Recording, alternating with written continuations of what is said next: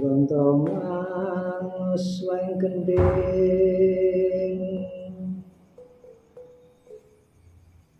kang satengah rerebutan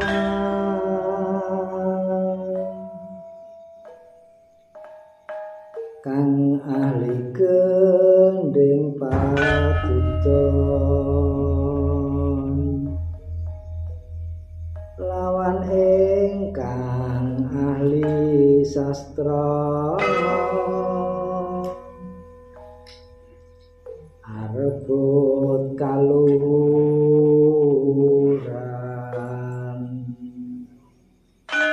iku wong tuna ing ilmu tan ana gelem kasoran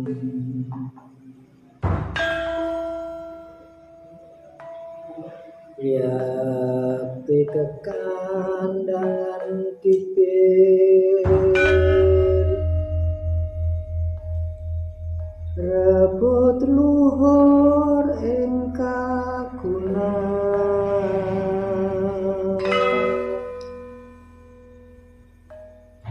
tadya luput ing karone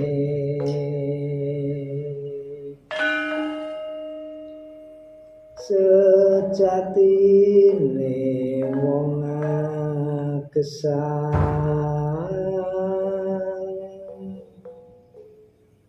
apa ingkang binisan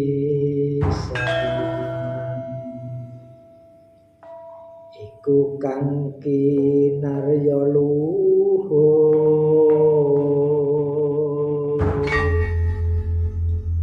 temah endi kang mufakam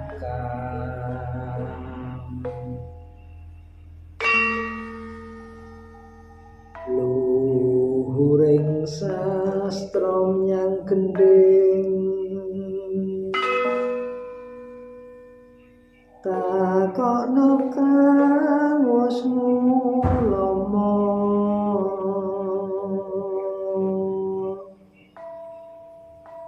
terus sing lan dalil kadise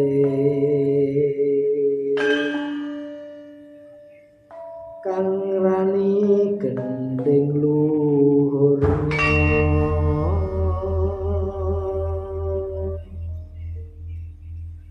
pinet saking hakikat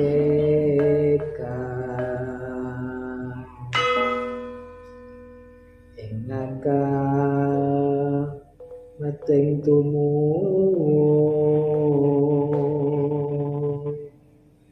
ananing yang saking akal WTOC ireng elmi gending akal ingkang marna nyang swareng gong sajengklinge tan kahanan wujud ira mung kapyar sing karna uga terus suwaring luhung lapar Allah kang thayyibah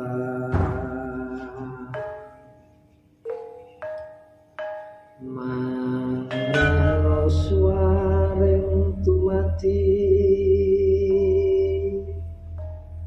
lan runtuti rang wirana tuduh ing katunggalane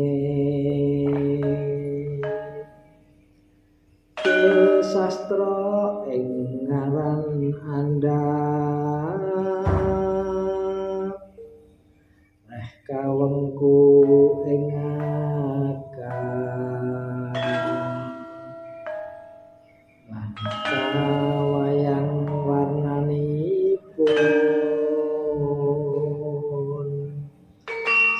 sastra kang gumelaring